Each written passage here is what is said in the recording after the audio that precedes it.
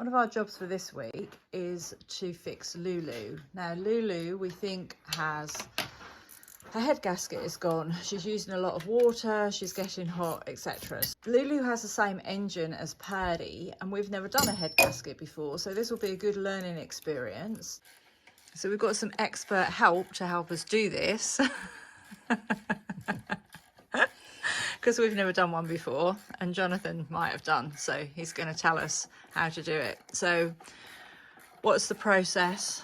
You undo all the nuts and bolts, and then hopefully you lift the head off with an engine crank. And this hopefully we see some damage to the head gasket that would lead us to believe that it's been using coolant. Yeah. If not, we look further to find out what. Yeah, and we cry a lot then. But that's going to be difficult, isn't it? Because this bonnet doesn't go back the same as a Defender bonnet, so we've got less space. We could take it off if we were really keen. Let's see how we go. So the pile of things that are coming off Lulu is getting quite big, and this is the top of a Td5 engine. Are you swearing at it? Not too much yet. Okay. Other mechanics. But all you've taken off at the minute is the rocker cover, right? And the exhaust manifold. Yeah. And a load of cooling pipes. So where's the level of the head then? Is that here? Down here. Oh really? All that way down? Wow. Okay. That's a big lump then. Yes. And that bit of loom that you took out, that's for the injectors? Yeah. That plug into those bits there? They're the injectors. It's a bit daft really, isn't it? Having wiring in something that's oily. It's fairly common these days. Pin in there. So when that rotates and that drops in there, then what we can do is we can put a couple of cable ties around the chain so it doesn't all off down the road. There might be a beep there. Right. So you're just basically turning the engine over? Yeah, about there I reckon. And what are you actually looking for? There's a slot in the camshaft. So you've got to drop that into the slot.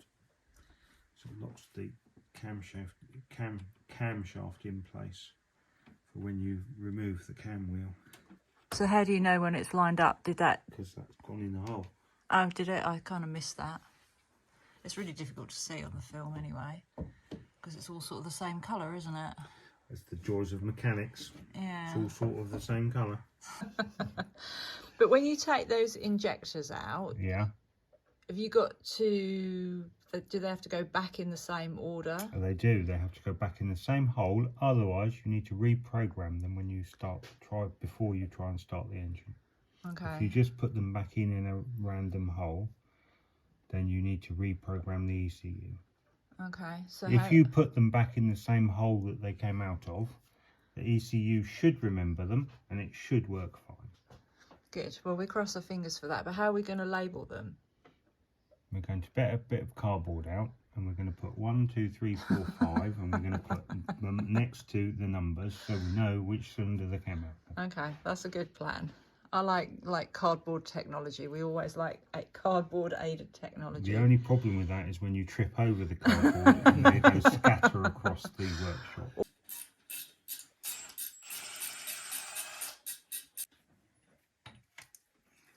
It's quite oily, isn't it? But at least the oil doesn't look like it's... Mind you, you put brake cleaner on it, so I was thinking it doesn't look too gloopy. You shouldn't be that gloopy. You're using 5W30 or 5W40, aren't you? It's not, yeah. It's not like 300 TDI. No. Good Exol oil. Just it drain a bit.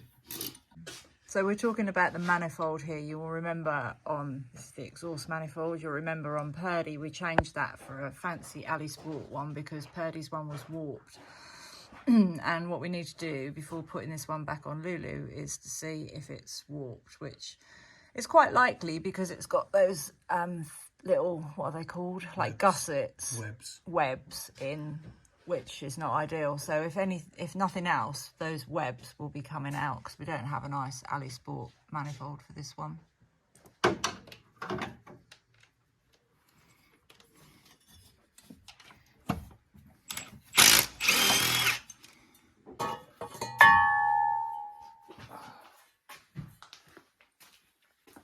It's a moment of truth.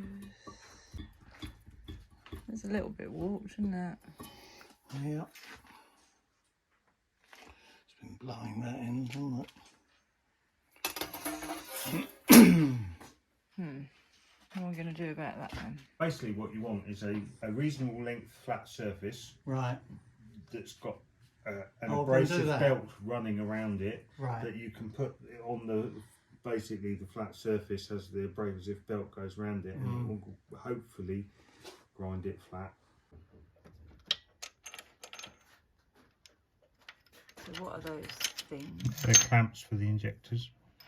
Okay. I believe they're all the same, But just in case. but I personally put them back in the same order that they came out.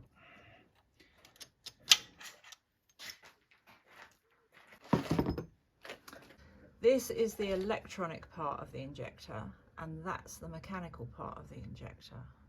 I've learnt something today. As all good Land Rover projects are fueled by tea, especially if you're British, I'm in the kitchen just making a cuppa for the lads.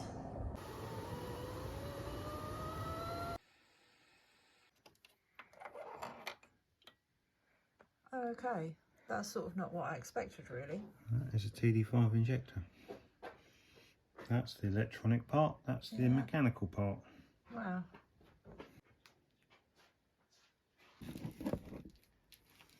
That's all 5 of them then. Sure is. So Chris has been busy in the other workshop and has taken the webs out. Well, you cut it a little bit, right? Yes, and then hit it with a large hammer. Okay. I'm now going to tidy it up. And The belt sander. okay. Comme ça, monsieur. Yeah. Are you happy with that? Oh, I'm very happy with that, yes. I'm very unhappy with this. Okay. But This is not your favourite thing to work on. definitely not, although it is favourable to a Defender Puma. So if we did this same job on Purdey, it would be easier? Yes, much easier. Okay. Much easier. There's more space. There's a bit of it. Okay. Is this more sheared studs? No, the insulation on the glow plugs just disintegrates over time. When the glow plugs are on, you end up with 12 volts going through that shiny bit there, and they are just a push fit like that. Not much of a push fit.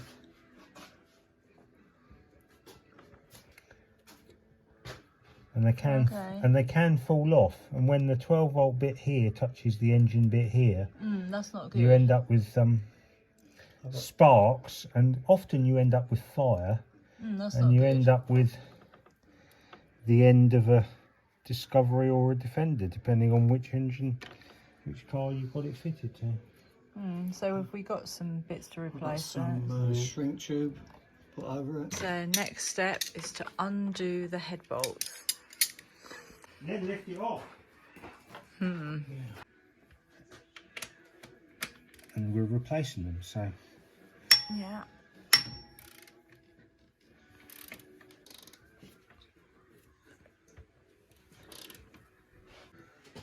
Yeah. Yep. Yeah. You should not reuse these bolts. There we go, boys and girls. You heard it here. You should not reuse these bolts.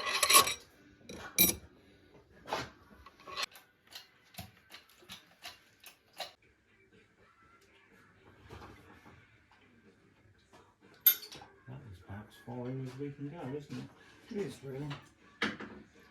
That should reach the hook though, shouldn't it? Yeah, we want to try and lift it level now.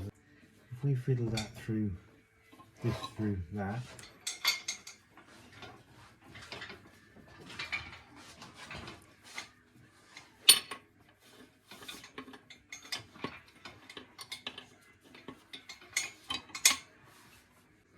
So how much does the head weigh, do you think? It probably only weighs 30 or 40 kg. Oh really? Only, he said. Oh, I thought it'd be more than that. It's aluminium, isn't it? It's got still got a camshaft in it at the moment, but it is aluminium. Right, would you like to lift a little bit and see what we... See what happens. Yeah. It's going to hit on the back, isn't it? Yeah, we've got to clear that stud. But what we can do now, we've lifted it a bit, we can get a pair of bolt grips on it. We're liking that, aren't we? So with that, does that not come out beforehand, or is it just you couldn't Can't get it out. Okay. Fouls that part of the head. Is that undoing? That's kind of undone. Okay, see, it's out of the way now, isn't it?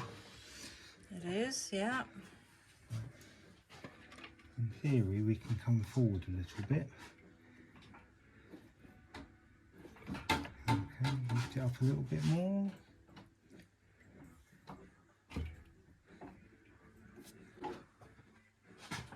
Still sitting on something. Bolts and soundproofing. Yeah, it's not easy.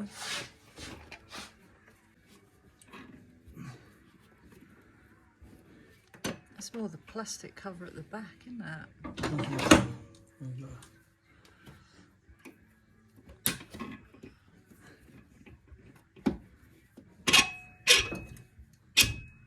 One.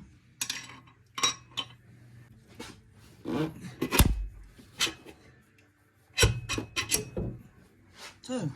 See? Yeah, now it is the plastic cover. Fractionally to a point. Right, do you want to go up a little bit?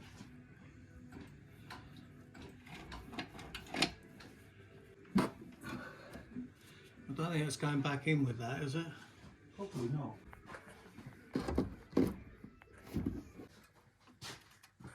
Clear enough? I think maybe up a bit more. Right.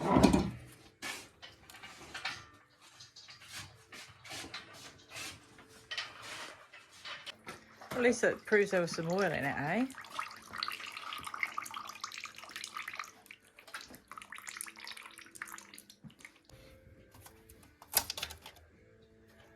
So this is sort of the offending part, which... Well, we hope it's the offending part. Well, yeah, we hope it's the offending part.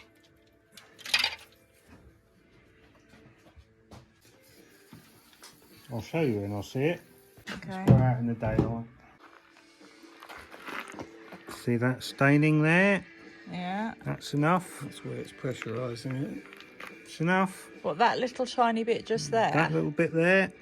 Yeah, You that see is how much enough. there's compression in here, isn't there? The piston going up and down. There's a very fractional bit there. Doesn't need a lot. Wow.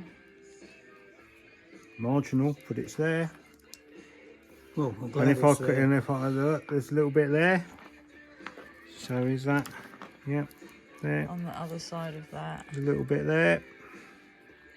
You need quite a lot of paper towel. The other thing, I suppose, is to just sort of see that everything looks normal in there. Those two look to be quite shiny to me, which would Yeah. imply that shit's not happening properly. Oh, really? That's a bad sign, is it? Yeah, you don't want shininess. Well, you want shiny on the balls, but you don't want shiny on the face of the piston. You want more like this. Carbon build up. Okay, so I can't actually see the piston. Oh, there we go. You see there's a very slight stain. Yeah. That would tell me that it's been leaking around that area. Okay. I kind of expected something more dramatic, really. No, I mean dramatic. You do sometimes get it, but that one was the one that was snapped, and that one snapped when I undid it. How do we get that out? Drill. Yeah. Welder. We're going to leave the head gasket replacement at this point, with part 2 coming next week. In the meantime, we need to go and look at that kill switch on Purdey. I'm just looking at the positioning for the external switches. Obviously there's going to be one each side, which are going to go onto the wings like so.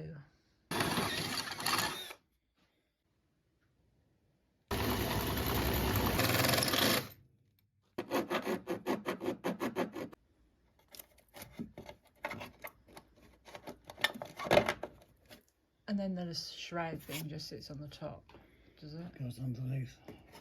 The exterior kill switches are now fitted on both sides of Purdey, and that's the other side.